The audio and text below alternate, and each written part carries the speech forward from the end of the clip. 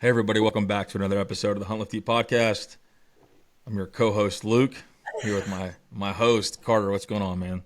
What's up, dude? Glad you still remember how to do that. Yeah, it's been a long time since I opened one. The last one we were just recorded with Bobby and Kylie. It was my first one in probably 2 months. Back in the saddle, man. Show season. It's fucking a grind. I'm tired of Show traveling. season. Yeah, bouncing around the country, man. Speaking of show season, great segue to introduce our esteemed guest this week. We got Josh Ragland jumping on with us, man. Josh, welcome to the podcast, dude. Thanks for having me. Glad to be here. Yeah, I'm stoked. It was an interesting conversation, I guess, how it all started. Met Josh at ATA, and you meet 300 people. You don't even really think about it, right? And then he reached out to me and was like, "Hey, man, I like what you're doing. How can I get involved?" And I was like, "Man, let's chat." So we jumped on a Zoom call and been moving forward ever since. So Josh, I think, is going to be awesome value add to kind of what we're doing here at HLE, especially on the training and programming and nutrition side of the house, which is something we just talked about on one of our recent episodes with Bobby and Kylie, and kind of the way ahead there. And having somebody with Josh's background is going to be pretty awesome. But Josh, why don't you just kind of fill everybody in a little bit about yourself, how you got started with, getting into hunting and the outdoors, and then, how you've turned that into, the training programming and your background in kinesiology and all that. It was kinesiology, Yeah, right? It's a absolutely. big word. Absolutely. Yes, sir. It is a big Perfect. I word. nailed it. Well, it's interesting too with that word. Sometimes I say it to people my grandmother's age and they're like, "Really? So you know all about exercise and all that kind of stuff?" And I'm like, "Yeah." And then sometimes I say it to folks my age and they're like, "Huh?" And so you did great, kinesiology. So to your question, I grew up in Memphis, Tennessee, and if you live there, you hunt and you fish. It doesn't matter what your color, creed, or what part of the city or the suburbs you live in. It's just country there. And so I had tons of friends that fished and hunted. My dad, he wasn't necessarily a hunter of any certain thing. He was an outdoorsman though. He liked to camp and float and taught me how to pond fish and things like that. So just did that and got introduced to people through him and through my friends at school and ended up being a waterfowl hunter. Just dyed in the wool, chased them all over Arkansas as a young man. Ended up going to school at the University of Central Arkansas, so I was right there in the right off that triangle of the Delta. So I had a 45-minute drive and I could hunt Biomeda and places like that. Just incredible waterfowl hunting. End up in college with buddies that got boats, so it just kept on. And then I moved up to Fayetteville, Arkansas, and to do my kinesiology degree after I finished up school, played football. I forgot about that part. I was actually at the University of Central Arkansas to play football, and thought I wanted to be a physical therapist, and then realized that could be a monotonous and boring job in a lot of senses. It wasn't as fast paced as I thought it would be, so I just kind of followed a natural passion that I'd always had for training and lifting weights. I like the gym as much as being on the field. To me, being a multi-sport athlete, lifting weights and running and things like that, like conditioning, that translated to everything that I did. So that was kind of base camp, if you will, for all my little adventures in sports. So I was like, well, I'll just go study that, figure out how to be maybe a strength and conditioning coach because I really enjoyed my relationship with my strength and conditioning coach in college. And he encouraged me, well, if you're going to do this, man, you need to go to a big university and kind of study under a coach that's, with a football team or a baseball team, something like that. So that's what I did. I went up there and when I got to the University of Arkansas, I realized this is not flat land. There's no delta here. So I had to figure out how to deer hunt the big woods. So that's when I picked up a bow and really got into archery hunting. And that's that's just kind of taken off, and I do it all now. I turkey hunt, elk hunt, upland hunt when I can, still waterfowl hunt as much as I can here in Missouri. And after I left the University of Arkansas, I thought I was going to be a strength and conditioning coach for like high school athletes and stuff, guys that were going to college and whatnot, and kind of consult with some teams. And I did that for several years. And then while I was doing that, I also kind of emphasized in lifestyle training for older adults. I had a couple clients that trusted me when I was personal training in college, and I was just really good at getting older people who didn't have their mobility or weren't real strong on one side or whatever it may be, uh, getting them just back to good health, being able to squat with weight on their back and pick weight up off the floor from a deadlift position and that kind of thing. And so I was like, well, I'll train those people, kind of one end of the spectrum, if you will, older adults, and then these guys and gals that are in the prime of their life about to go to college. And I did that for several years and bumped into some bodybuilders at the gym that I was working at in Little Rock, and was like, man, I want to bodybuild. Let's do this. So I started doing that. My wife got into it. We kind of formed a little bodybuilding team that was buddies of mine from way back in the day when I played high school and college football, and people I was meeting in Little Rock, and eventually people that I met at shows, and did that for several years and kind of transitioned from training athletes more to doing that. Still kept up with a normal book of personal training, and trained my wife to 3 consecutive Miss Arkansas figures, the like overall championships. I guess that'd be the feather in my cap, if I will.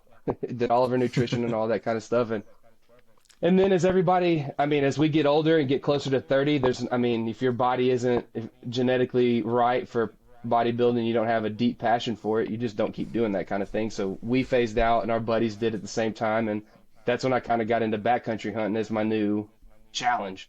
And as I got into that, I was like, wait, this can be dangerous if you're out of shape. And I was like, but I know how to do this. And so I kind of figured that out. So we'll talk a little bit about how I kind of figured that out, and trained myself and my wife for our elk hunt a few years ago in New Mexico. And then all my buddies were like, dude, can you help me out? Yeah. And so that's just kind of rebuilt a book of personal training business of friends of mine that just let me tell them how to get them in shape uniquely for, like their goals and stuff. And I think it goes the gamut from guys that spend, 3 and 4 weeks a year out there, out west, or more sometimes. And then there's guys that just want to be able to walk their 100-acre property here in Missouri, because they've got beer bellies and arthritis and they're pushing 60. And so just got a bunch of different people that I work with. So I guess that's my outdoor and fitness connection. You don't get to be 6'3", 240 at 33 years old and not eat a lot and eat well. So hunt, lift, and eat. It's my kind of thing. I'm really glad to hear you say Bayou Meta, backing up a little bit. I know that was early on in your response, but that took me back to a couple very cold winters that I had out there when I was a younger fella trying to chase ducks in Arkansas when I thought I was a big bad duck hunter. I'll just say this: if you chase ducks in Bayou Meta at any point in your life, whether you kill ducks or not, you are a big bad duck hunter. And anybody that tells you different can kiss the backside of you. I promise you that. That's tough. Dude, oh my gosh, coming from this Eastern Flyway going out there, man, we had no idea what we were doing, and that'll give you a lesson in humility real quick. Yeah. That's cool. Luke just had his first duck hunt in Arkansas. It was a little lackluster, but we might need to get him out that way to experience the full flyway that Arkansas has to offer. Yeah, we saw a lot of ducks. They just flew off as the sun came up. Mm-hmm. Were you hunting fields or in timber? We were hunting fields, flooded fields, yeah. Yeah, that's why. They was up there roosting lunch, and they was hungry. They're going to go hide. I have buddies. Go ahead. No, I was just going to say, we were right near a sanctuary. We were in, is it Delphine? And there's a massive sanctuary out there. And we drove over there to look at it, and I've never seen more ducks in my life. Like, it was million. I mean, you could tell me there's 100 million ducks, 1 billion ducks on that water, and I believed you. Like, they look like ants. A mile and a quarter from where we were hunting, and I was just like, why don't we let this dog out and get these things spooked up off the water? But yeah, it wasn't the most lucrative. I think we killed like 5 birds the whole weekend, but it was still fun, and I understand the appeal, being able to hang out in the blind and bullshit the whole time until they come in. And, now that I have all the equipment, I'm like, well, might as well get after some more next year. Entry into duck hunting is high.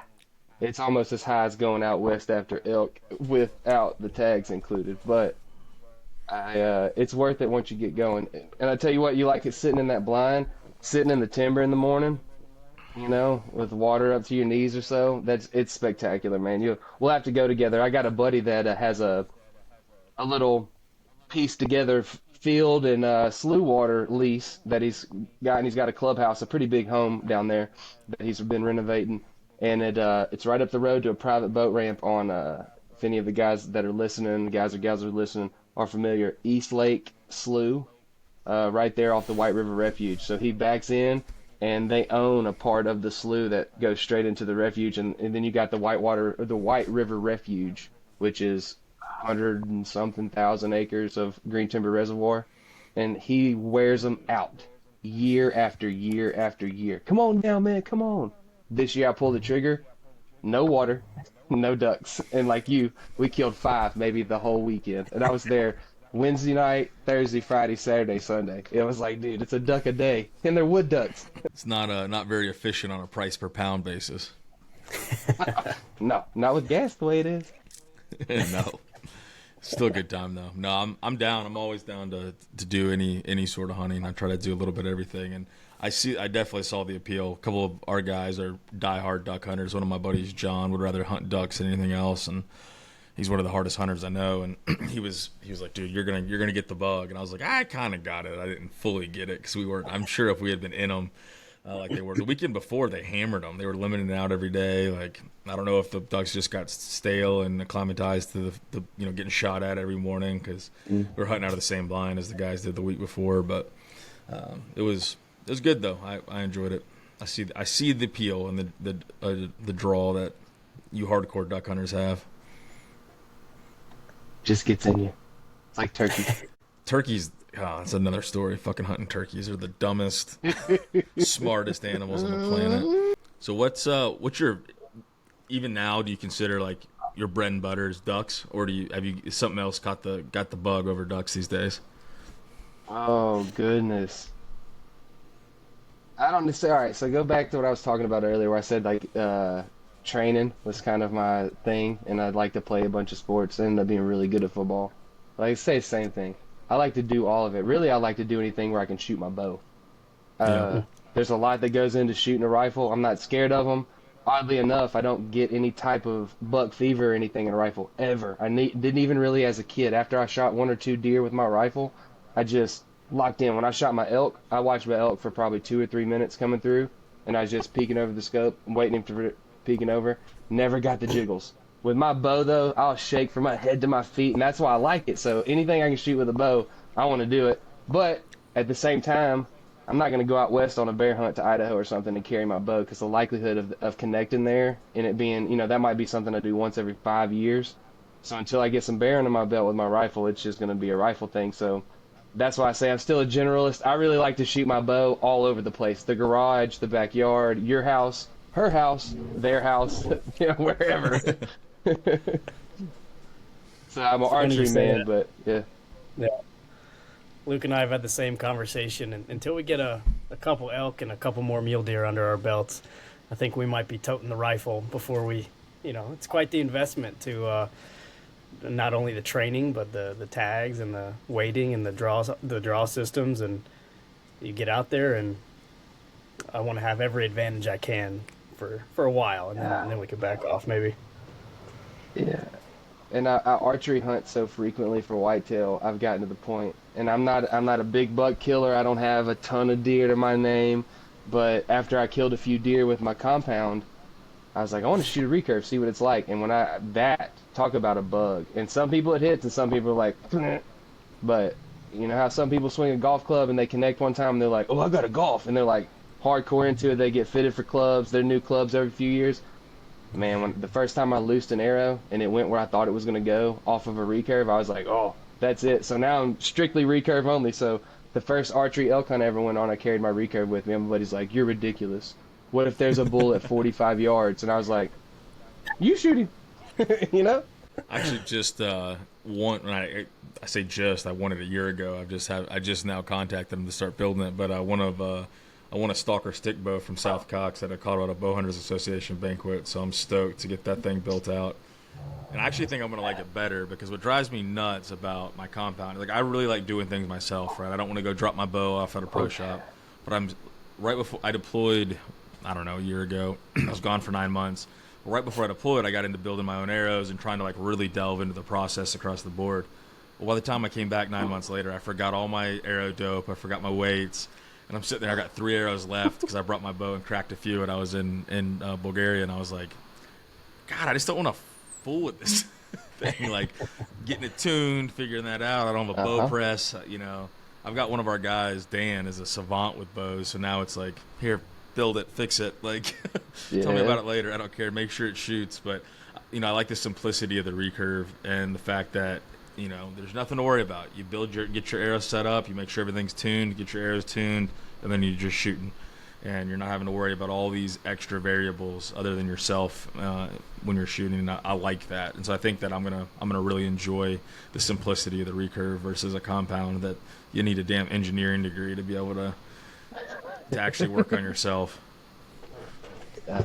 I like everything that you just said about it. And I really like the fact that you're getting a stalker, because I shot a Samick Sage for about a year and a half until I felt comfortable shooting about 35 yards, and then I was like, all right, let's do it. And I looked around, and no disparaging anybody else, but I thought, man, what I want, South makes. And South, shout out to Stalker Stick Bows. I'm not sponsored at all, but South's customer service and his ability to work with you, man. Look, my bow came in, and I thought that there was a little bit of incongruency with how the coating was on there. He's like, dude, I don't know.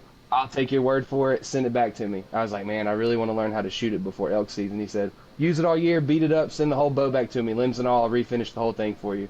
And I was like, wow. What? Yeah. And he shipped it to himself on his dime. All I had to do was show up to UPS and slap a sticker on the box, man. He's great. And the bows shoot like a cannon. We'll talk offline about which one you're going to pick and what limbs and all that, because they're awesome, dude. I'm telling you. Yeah, I don't know anything. He responded to me.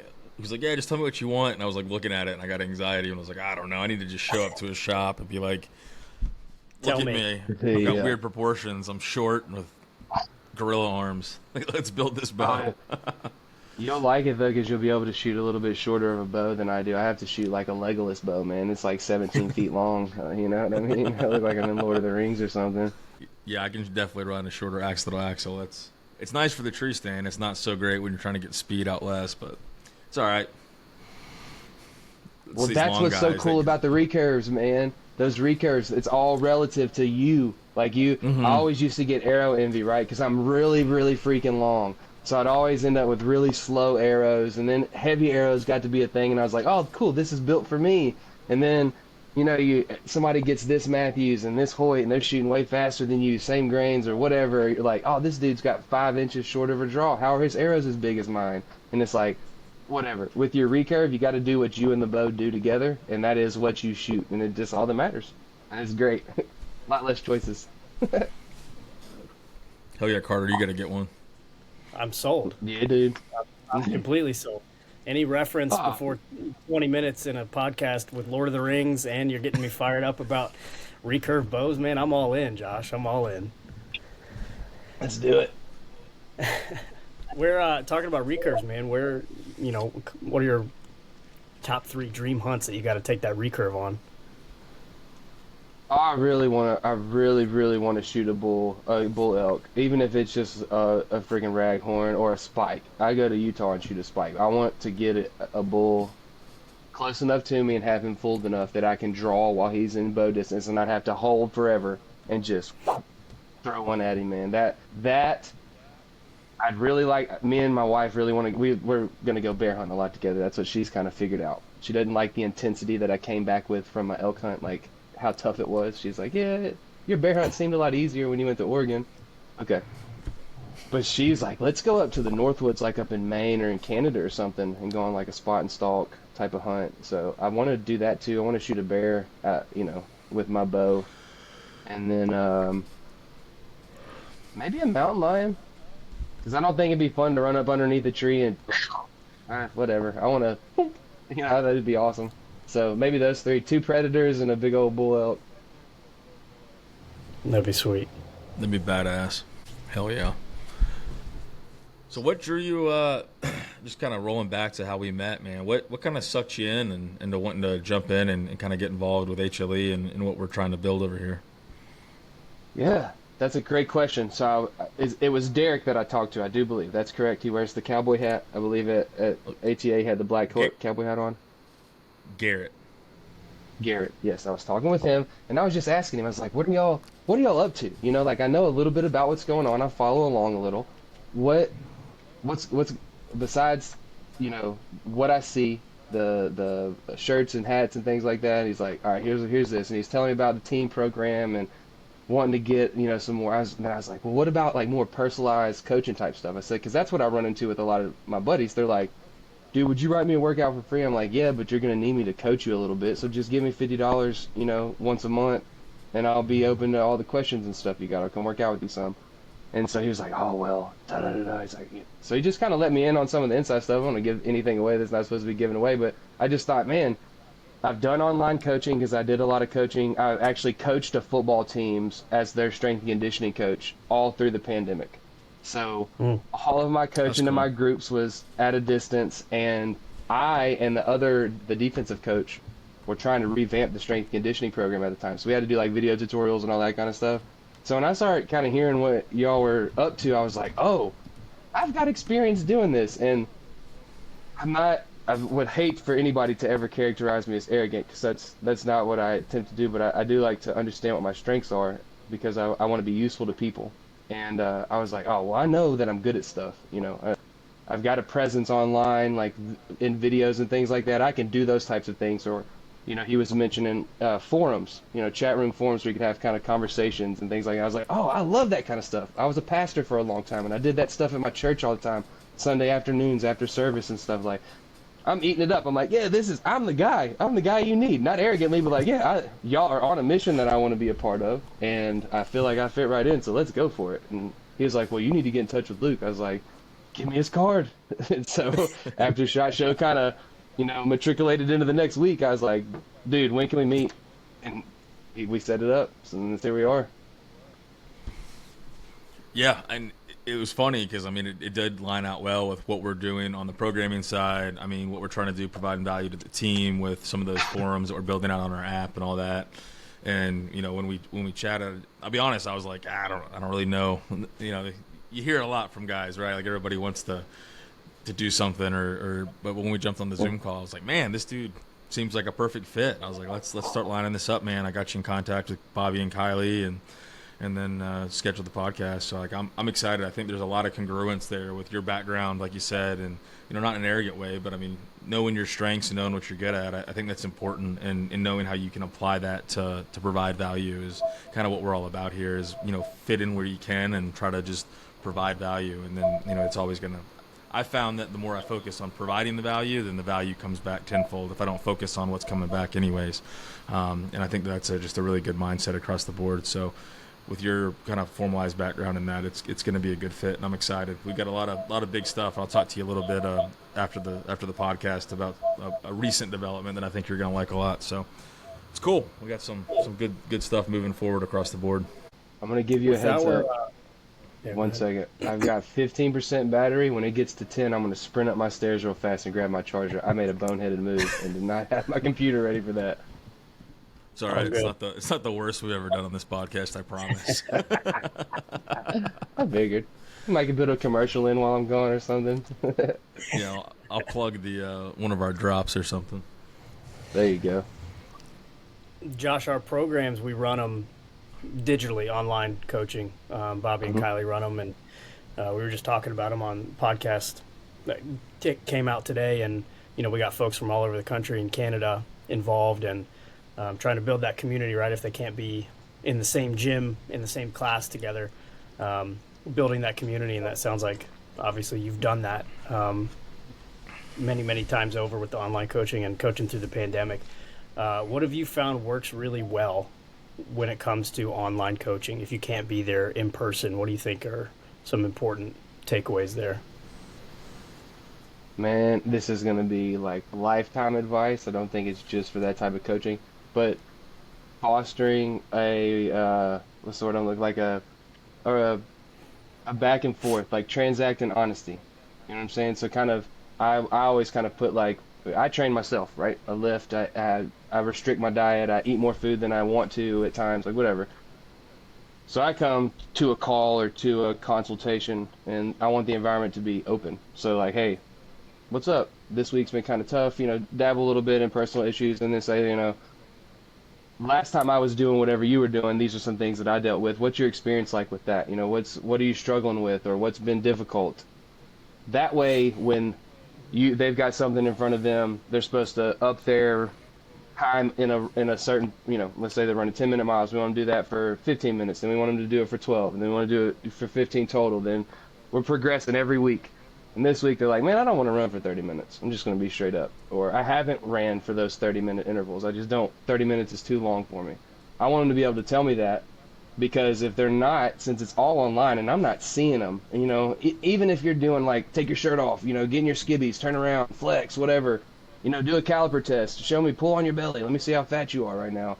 You're still not actually looking at them. You can't tell. You know what I mean? Even right now, whatever we got looking on our faces, there's stuff that was happening 5 minutes before we jumped on this podcast that we're not communicating because we're online. But if I was sitting there with you guys, we would be able to tell. And so that's what I found is to be successful. Like, everything has to be transparent, and try to relate to the people that you're dealing with. Do they have kids? Do they work night shift? Are they laborers? Do they sit all day? What's their injury status? Their family history? Like, what do they got going on? What pulls and stretches them? Are they more intellectual? Are they more see and do, or whatever? But just make sure that they feel like they can communicate what they've got going on, that they don't have to lie to you for whatever reason. And I know that sounds silly. Well, they're paying you to get better. Why would they lie? Well, because you're their coach. Why would you not touch the line in a wind sprint? It's like 10 inches further and you didn't touch the line, even though your coach is telling you you're going to run another sprint if you don't. Well, it's because it sucks and you thought you were going to get away with it. That's not honest. So if they can be honest, I just think people go the extra mile, you know what I mean? And you're able to help them more efficiently. So that's number one. And I guess number two would piggyback on that, just constant communication. I like to have a personal philosophy. Like, when I think about somebody more than once in a day or something, or consecutively, I text them. So just when I think about my clients or my, whoever I'm consulting with, what's up today on the, check what they're doing for a workout, kind of give them some enthusiastic, motivation type stuff, or, let them know, I know you don't like this workout or whatever, coaching cues, that kind of thing. Just let them know you're as invested as they need to be. Hell yeah. I love that. I think that is really important, that transparency and honesty, because it is just human nature, right? Like, and you don't want to, what I've had in the past with like coaches is like, you feel like oh no, like I got to be better than this, or you don't want to be, judged, or you don't want to like look at like a quitter or something like that. And so guys want to just kind of sweep it under the rug versus being like, look, this week's been hell. Like, the kids are crazy. Work's been crazy. I'm traveling. Like, I didn't do any of my work. Yep. Like, how do we adjust for next week, right? Like, that's the mindset that needs to be in that transparent, open conversation with the coach. So the coach can be like, shit happens. Like, you shouldn't have done that, but like, it's all right. Like, how do we move forward instead of dwelling on the mistakes? Because that's what, when you see like the cycles where we talked about it on the last podcast with Kylie and Bobby, but like, it's that, folks who get really motivated at first, they'll screw up once and then everything unravels and falls off, versus having that understanding that like it's okay, like you're not going to always take steps forward. You might take a couple steps back, but as long as you took 10 steps forward prior and you're going to take 5 more steps after that, those 3 steps in the middle that you missed don't really matter compared to where you started. And it's all about consistently moving forward and making that incremental progress and change to develop those long-lasting habits, and having that coach's level of accountability. But if you're lying to your coach, which people do, like, you're literally just throwing money down the drain, because you're paying somebody to be your accountability partner who's not actually able to do their job. Oh yeah, and one thing that I noticed going through, especially when I had bodybuilders that lived in Arkansas, Oklahoma, Florida, Tennessee, and I was in Arkansas or Missouri, talking with them and like we're talking about that accountability piece, and letting them know, okay, if you're not doing these things and I think you are, then I don't see this particular change or adaptation to the training. I'm going to make a change, and it's probably going to be more difficult, more time consuming of a change. So be honest with me, and then let's, like you were saying, let's make that adjustment. Let's plan for next week. Or here's the thing. If your kids and your wife or your work or whatever else slows you down from working out or makes you not commit to 100% to all of your training and your diet, that's probably normative in your life. It's probably not just 1 or 2 weeks, this 12 or 16 week training cycle. So let's see, as your coach, how to adapt the whole macro cycle of your whole year to that thing. Let's see how we can adapt your training timing, the length of time, the exercises. Like, maybe we need to cross train and superset everything. Maybe you need to do one strength movement and then just freaking circuit the rest of it. Well, cool. We can get the same results or close to that, and I had a note in here about like training for your life. Like all of your circumstances and your goals. Like that's one thing I think people have to do. And that's what I think one thing, if you have a clear communication with your coach, you and that person, that coach can figure that out. But if you're lying, trying to be a hard ass, oh, I'm tougher than that, or no, coach, I'm good. Well, that ain't no help, Tough guys and tough girls don't typically make it too long, you know what I mean? As far as training that way, toughness is definitely an underrated and undervalued type of value and ethic these days. Yeah, I mean, I've seen that myself. Like, I had a coach for a while, and my schedule was crazy, and I just felt bad. Like, I'm sitting here like, God, like, he's building this program. Honestly, it was too long. Like, it was a lot of work, and the workouts were taking maybe anywhere from an hour and a half to an hour 45, even if I was burning through them. And I didn't have the time. And instead of just like being like, hey, like, I just need to roll this back, let's cut it in half. I need 30 to 45 minutes. Like, that's good enough. Like, let me just get that work in that time. I was like, I just can't do this right now. I'm too busy. And like, looking back in hindsight, like, I could have just kept rolling and cut the work in half, still had the programming, the coaching, made the adjustments, probably still saw good results for my goals. And then just when my schedule opened back up a little bit, my life calmed down, then it's like, okay, now we can build in a little bit more work. Or just incrementally, instead of going from like, I was working on a little bit, but I wasn't in a good training regimen. Instead of like trying to do 100 or an hour 45 all at once, like, all right, let me just get back into the habit, carve out the time, be disciplined with my time for that 45-minute workout. Okay, now I've got that down. Okay, let's go ahead and add another 15 minutes.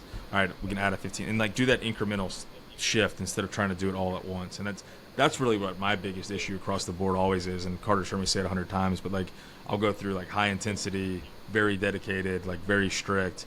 And as I've gotten older, one, I don't recover, and I can't train like that, and I can't make the adaptation as quickly as I used to be able to. I've just had to reshape my entire framing of like, sometimes like good enough is good enough. It doesn't have to be the optimal or the best or the top end. Like, that's fine, and there's a place for that.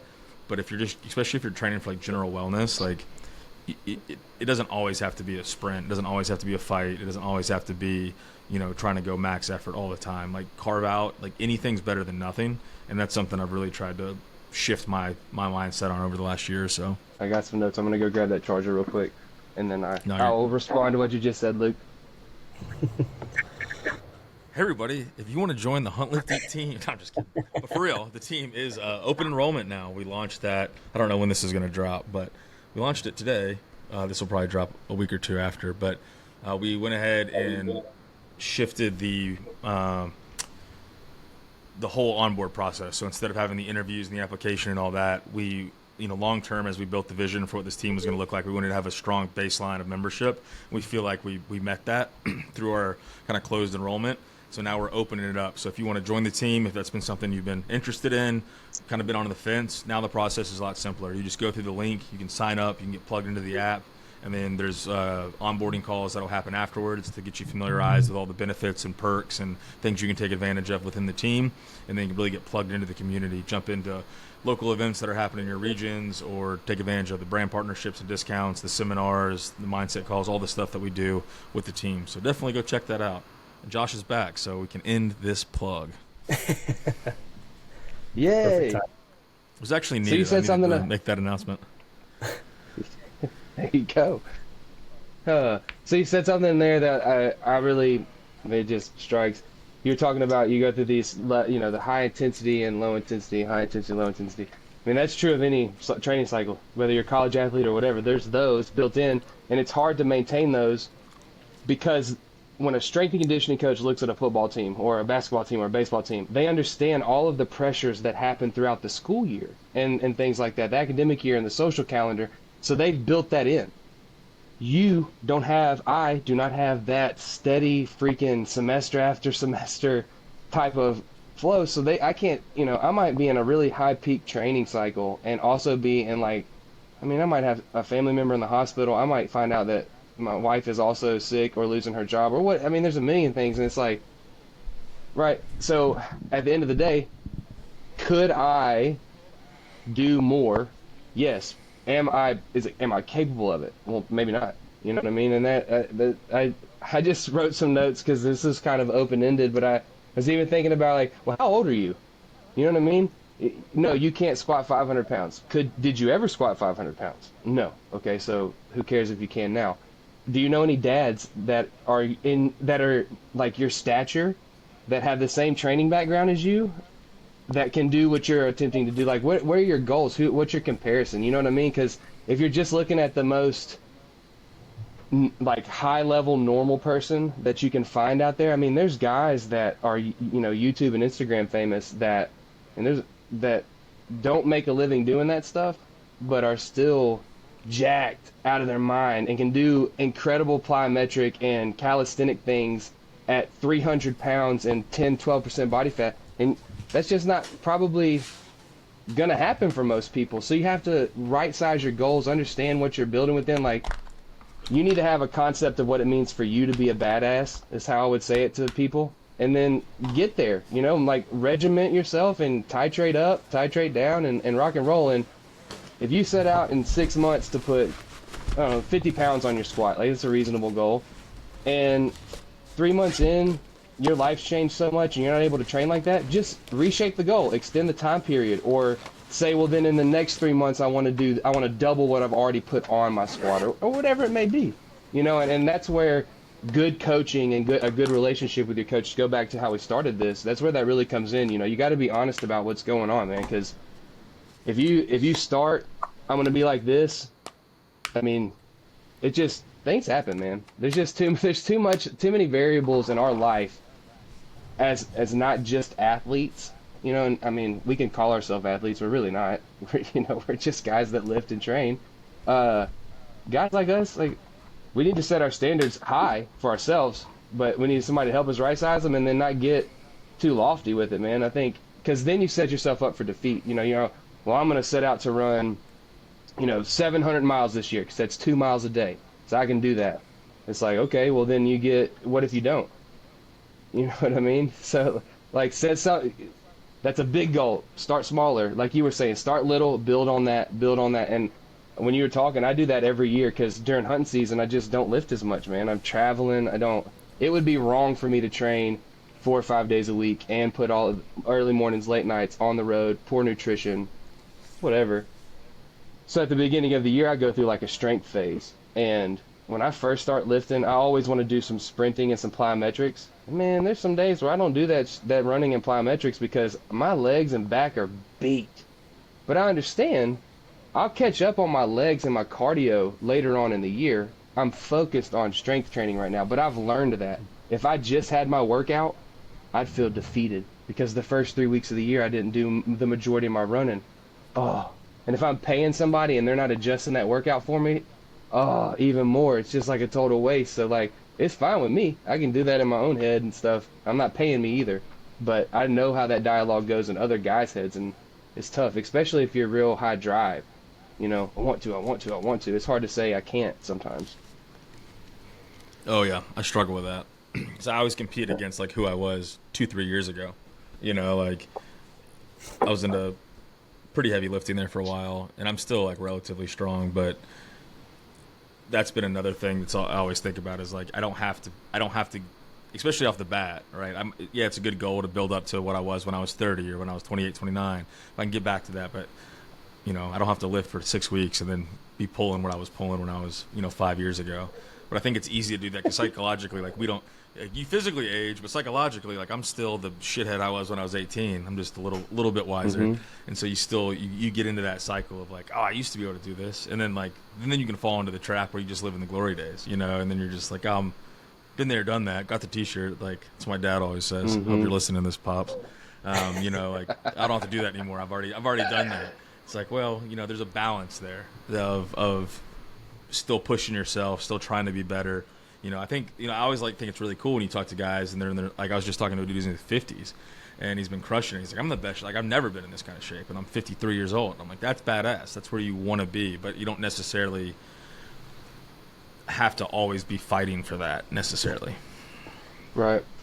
I always talk with my guys because this doesn't translate with females typically. Now, there's some females that got a little bit of a fighter, a warrior in them, but I say, guys, I could always beat up the last version of myself.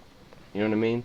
Like when I'm 50, if I can still jump the way that I jump now, I'll be totally surprised. I think that I'm going to end up having some surgeries eventually just from knee wear and things like that, soft tissue injuries that are going to keep that from happening. My goal is to keep jumping like this, but I'm probably not going to be able to.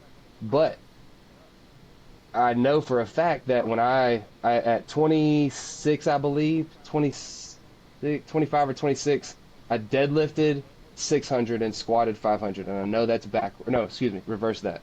Deadlifted 500, squatted 600. I know that's backwards, but it's how my biomechanics work. I did that, like, verified, several observers, no spot. It was a great time in my life, and I could jump out the gym. I was strong and lean. I'd whip that dude's butt. Told straight up. Almost 10 years later, I'd whip his ass. I'm not nearly as strong. I thought I was tight because I thought I hit 315 for 10 the other day squat, and I was like, oh, Big Daddy came in the house strutting. It's because I've right-sized my goals. You know what I mean? But if you put that kid and, well, that young man and this little bit older man next to each other, I don't know who's more impressive, and I sure wouldn't want the younger one to fight the older one because, you just learn more about your body. I'm way more nimble and supple than I was. And that was something I was missing back then, so always getting better. I'm sure that guy at 50, there was a time where he was stronger than he is now, but there's things that he can do with his body at 50 because he's taking care of it and he's intentional with it that he couldn't do back then. You know what I mean? What do you think about Tom Brady, man? Tom Brady's doing things Pat Mahomes can't do. And, man, he's old for a quarterback. You know what I'm saying? It's just because he takes care of his body and he right-sizes the things that he does. He puts the right tasks in front of him day to day, and that's how it goes. Oh, yeah. I love all that. Setting the right and intentional goals for whatever season of life you're in, and that's the name of the game, and that translates directly to, if you're training for a hunt on the mountain in the fall, being selective with your training, like now, right, in January, February, thinking about the long-term plan for the entire year, right? Luke and I just went on my first elk hunt with Luke in November, and you best believe I started thinking about, all right, what's the best way for me to be the strongest and have the best lungs that I can possibly when we get to November. Started thinking about that as soon as I got that tag. And once I started thinking like that, instead of like short-term goals like that, but the season of life I'm in with a 3-year-old and a 1-year-old that's not sleeping, and, where can I maximize my training? And, that really gives perspective to how you're going to make it happen. Yeah, it's something I talk about I've talked about it on the mindset calls that we do with the team, but with goal setting in general, whether it's physical, financial, business, just personal in general, like, there's a quote, I don't remember who said it, but I really like it. It's like people they overestimate what they can do in 3 to 6 months, and they underestimate what they can do in 1, 2, 3, 4, 10 years.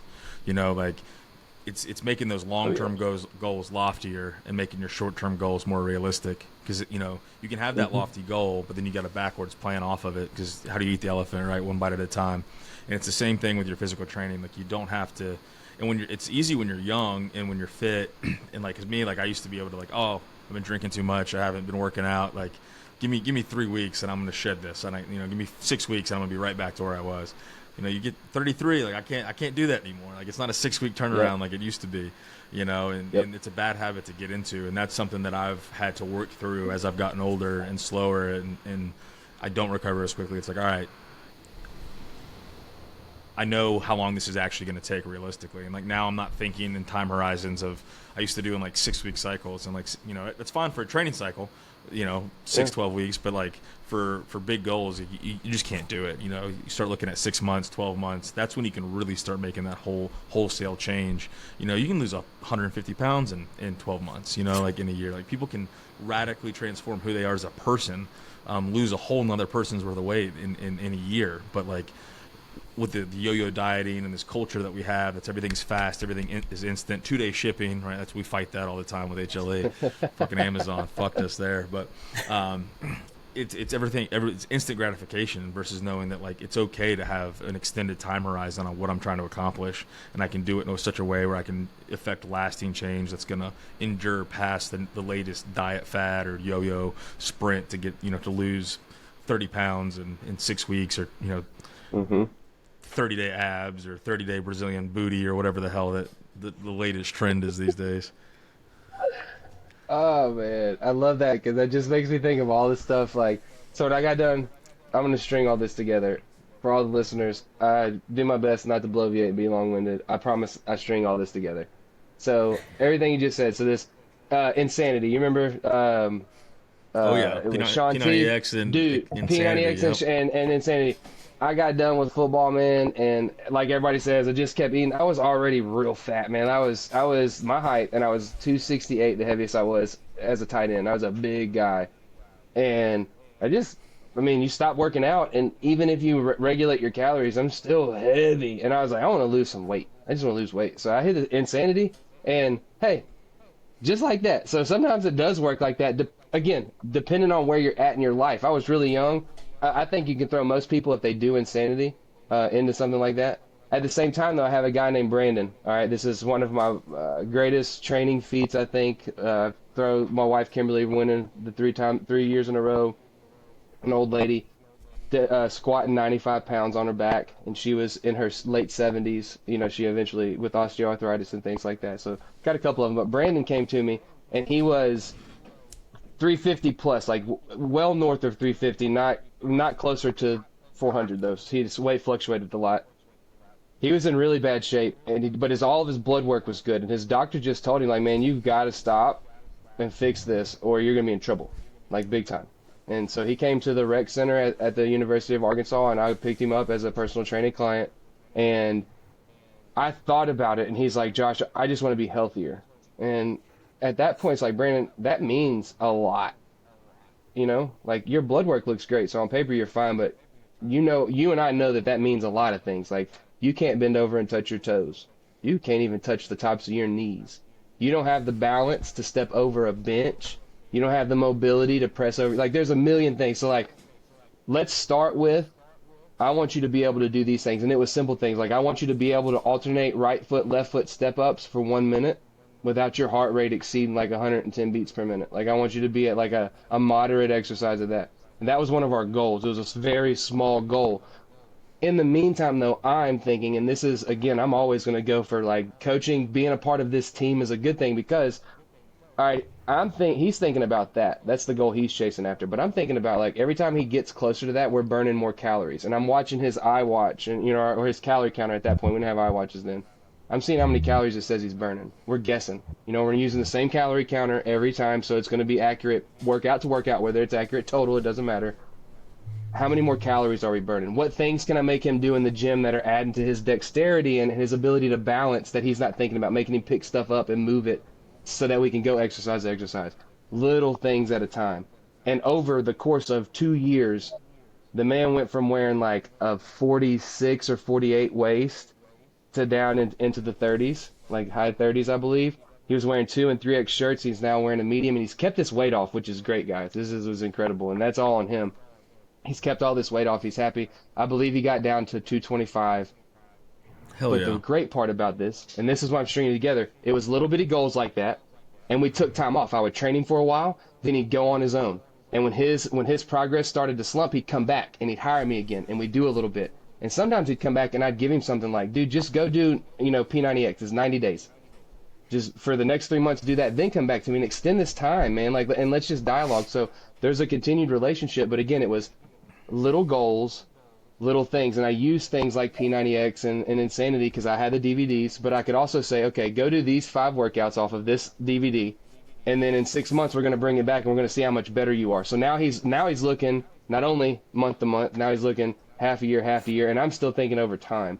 He ends up losing all this weight and keeping it off because he's learned how to set goals and learn how to do the little and the micro and the macro thinking. And that's necessary. And that's a skill I aim to teach. Every personal training client or consultation, team member I've ever had, I say, look, I don't want you to need me at some point. I want you to be able to shoe on your own and diet and work out, and you just come back when you need help, when you've gotten to the extent of your resources, that kind of thing. And so I strung that together pretty good. So that's little things, big things, they go together well. Like, you have to be able to set. We did a thing in seminary. They talked about goal setting, and they talked about what's immediate, what's urgent, and what's necessary. And you kind of have to pull those things out. What's necessary, you got to do it right now.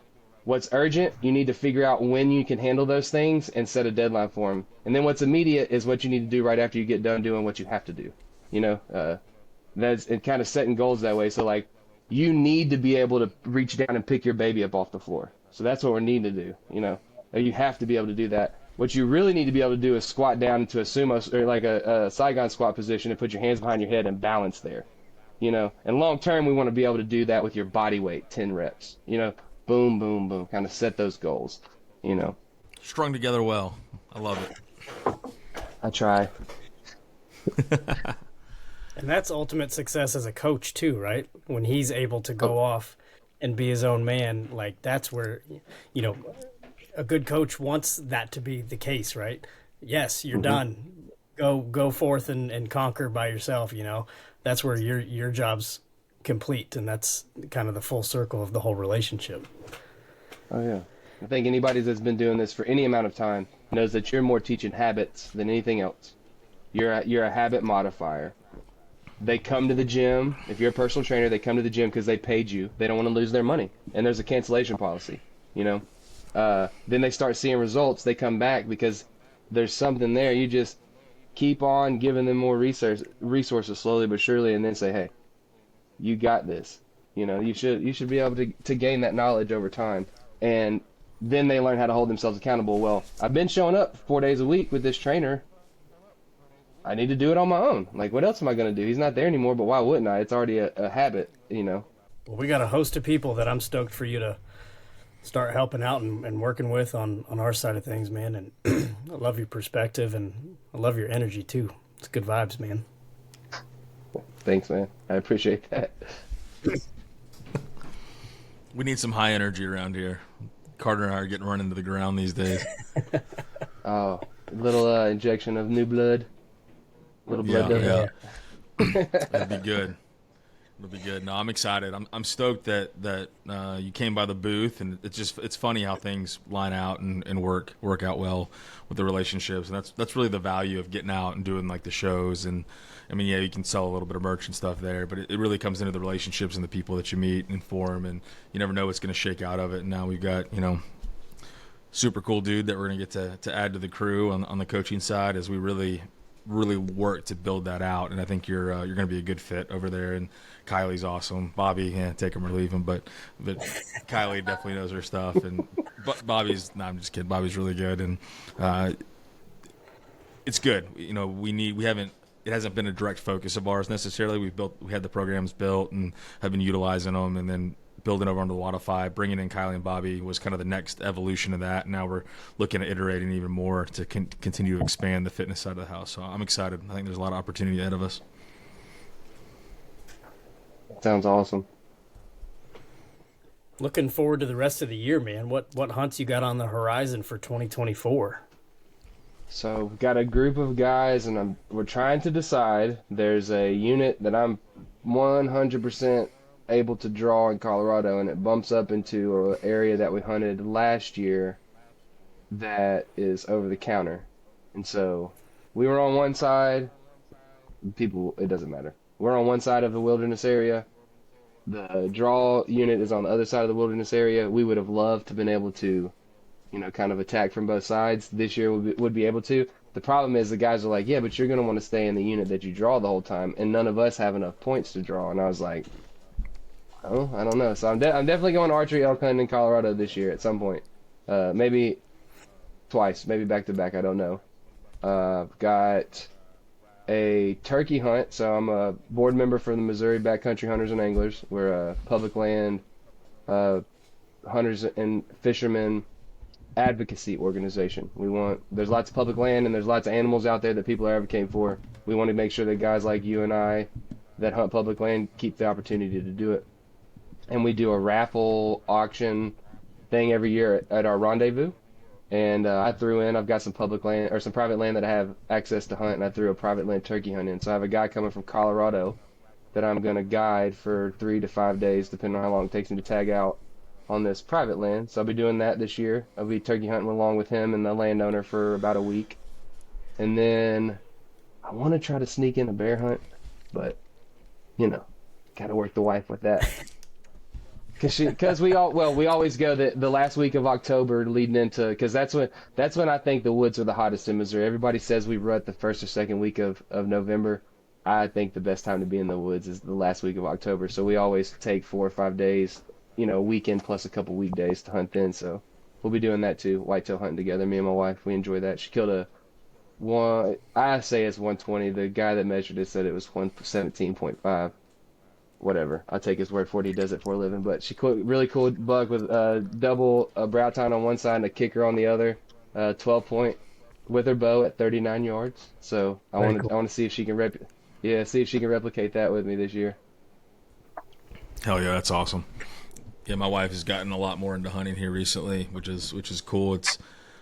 Sometimes it's good to get a little alone time, get out with the boys, but it's also fun when you can share that experience with your spouse and get out there and chase critters. I think it's something we've enjoyed to bring her up into, and even the preparation and the practice. I'm trying to get her, probably have to get her a new bow. She's got one now, but get her bow hunting. She's only rifle hunted so far.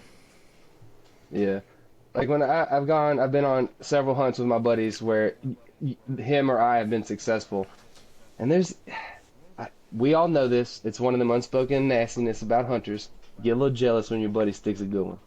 You're like, oh, good job, bud. You know what I'm saying? Even if it wasn't you, I've even gone with my buddies on public or private land that I don't have permission to hunt. I'm just with them, right? And they kill a deer, and I'm like, man, you should have let me kill that, But with my wife, dude, I can't. My son's 2, and I just can't imagine what it's going to be like when he connects with his first animal, even if it's a squirrel. Because when she's killed animals around me, or I've been the first one on the scene, dude, it's like, it's intense. It's almost as intense as me doing it. You know what I mean? So I enjoy it. Yeah. I really like you. I really like being out there with her. Yeah, my wife killed a whitetail doe this year on our farm in Virginia, North Carolina. It's on the line, and she was lined up, and like shooting a whitetail doe with a rifle for me, like it's like taking out the trash. Like I don't really get worked out like you were talking about earlier, right? I've done it a lot. Yeah. And she's getting prepped for the shot, and I got the adrenaline. Like I'm sitting there, like I'm on the binos. I'm like, oh, and then she stoned it, like hit it exactly where I told her to hold. She, belly up, tumbled down the ridge, and I was just like, I was more excited than she was. I've been with her for 2 deer now, and I think I get more excited than she is. She's like stone cold, just sitting there, like looking up, like, okay, it's dead. Yep, I'm done. Racks another round, and I'm sitting there like, yeah.